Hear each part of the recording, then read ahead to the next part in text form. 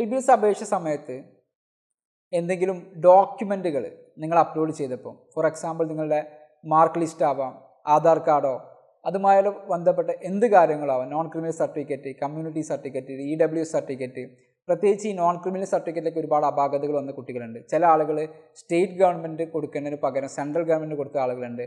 ചില ആളുകൾ education purpose എന്നുള്ളിടത്ത് ജോബ് എംപ്ലോയ്മെൻറ്റ് പർപ്പസ് കൊടുത്തിരിക്കുന്ന ആളുകളുണ്ട്. ഇത്തരം ആളുകൾക്കെല്ലാം ഒരവസരം കൂടെ LBS പ്രൊവൈഡ് ചെയ്യുന്നുണ്ട്. ജൂലൈ 11-നും ജൂലൈ 14-നും ഇടയ്ക്ക് ഇത്തരം ഇതുവരെ അപ്ലോഡ് ചെയ്യാത്തവർക്ക് അപ്ലോഡ് ചെയ്യാനും, അതേപോലെ മെമ്മോ ലഭിച്ച ആളുകളുണ്ടാവും, ഡോക്യുമെൻറ്റ്സ് ക്ലിയർ ഇല്ല അല്ലെങ്കിൽ ഇങ്ങനെ മാറ്റി ചെയ്യണമെന്നൊക്കെ LBSൻ്റെ ടീം വെരിഫൈ ചെയ്തിട്ട് മെമ്മോ ലഭിച്ച ആളുകളുണ്ടാവും.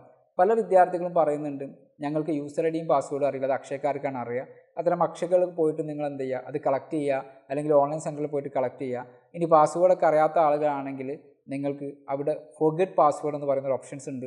ആ ഫോർഗെറ്റ് പാസ്വേഡ് അടിച്ച് കഴിഞ്ഞിട്ട് നിങ്ങൾക്ക് ചെയ്യാവുന്നതാണ്. സെക്യൂരിറ്റി ക്വസ്റ്റൻസ് ഒക്കെ അറിയാത്തുണ്ടെങ്കിൽ അത്തരം സെൻറ്ററുകളോ അല്ലെങ്കിൽ LBSൻ്റെ ഹെൽപ്പ് ഡെസ്കിലോ അല്ലെങ്കിൽ LBSൻ്റെ സെൻറ്ററുകളൊക്കെ പോയിട്ട് അത് കറക്റ്റ് ചെയ്യുക. കാരണം ഇതും കൂടെ കഴിഞ്ഞാൽ നിങ്ങളുടെ റാങ്ക് ലിസ്റ്റ് പ്രസിദ്ധീകരിക്കും. നിങ്ങൾ പ്രത്യേകം ശ്രദ്ധിക്കേണ്ടത് ഇൻഡെക്സ് മാർക്കല്ല, നിങ്ങൾക്ക് ലഭിച്ചിരിക്കുന്ന ഇൻഡെക്സ് മാർക്കല്ല പ്രധാനം, റാങ്കാണ് പ്രധാനം. നിങ്ങളുടെ ഒരു മാർക്ക് മാറിക്കഴിഞ്ഞാൽ ഒരു 100 റാങ്കൊക്കെ അങ്ങോട്ടും ഇങ്ങോട്ടും മാറും. ഒരു മാർക്ക് വേണ്ട, പോയിൻ്റ് മാർക്ക് ചേഞ്ച് ആകുന്നതനുസരിച്ച് തന്നെ വലിയ റാങ്കുകൾ വ്യത്യാസം ഉണ്ടാകുന്നതാണ്. അപ്പോൾ അതുകൊണ്ട് നിങ്ങൾക്ക് എനിക്ക് ഇത്ര ഇൻഡെക്സ് മാർക്ക് ഉണ്ടല്ലോ, 299 ഇൻഡെക്സ് മാർക്ക് ഉണ്ടല്ലോ, എനിക്ക് എന്തായാലും കിട്ടുമെന്നൊക്കെയുള്ള ധാരണ വെച്ചിട്ടുണ്ടെങ്കിൽ അതെല്ലാം മാറ്റി വെച്ചേക്കുക. റാങ്ക് ലിസ്റ്റ് എന്ന് പറഞ്ഞാൽ അത്ര ഇമ്പോർട്ടൻ്റ് ആണ്. അതുകൊണ്ട് തന്നെ നിങ്ങൾക്കുള്ള റിസർവേഷൻ, പ്രത്യേകിച്ച് ജനറൽ കാറ്റഗറിയിലാണെങ്കിൽ EWSൽ വരുന്ന ആളുകൾ, അതേപോലെ OBC കാറ്റഗറിയിൽ നോൺ ക്രിമിനൽ വരുന്ന ആളുകൾ, SC/ST കാറ്റഗറിയിൽ വരുന്ന community, PWD, NCC, NSS, sports ഒക്കെ പോലുള്ള സംഭവങ്ങളൊക്കെ അപ്ലോഡ് ചെയ്യാനുണ്ടെങ്കിൽ അപ്ലോഡ് ചെയ്യാനോ അതൊക്കെ അതോറിറ്റിയിലേക്ക് എത്തിക്കാനുണ്ടെങ്കിൽ അത്തരം കാര്യങ്ങളൊക്കെ ചെയ്തു എന്ന് ഉറപ്പ് വരുത്തുക. നിങ്ങളുടെ ലിസ്റ്റ് പ്രസിദ്ധീകരിച്ചിരിക്കുന്നത് നിങ്ങൾക്ക് എല്ലാവിധ യോഗ്യതകളും ലഭിച്ചിട്ടുണ്ടെന്ന് ഉറപ്പ് വരുത്തുക. LBSൻ്റെ ഹെൽപ്പ് ഡെസ്കിൽ എന്ത് ചെയ്യുക, കോൺടാക്ട് ചെയ്യുക. LBSൻ്റെ ഹെൽപ്പ് ഡെസ്കിൻ്റെ നമ്പർ നിങ്ങൾക്ക് സ്ക്രീനിൽ കാണാൻ സാധിക്കുന്നുണ്ടാവും.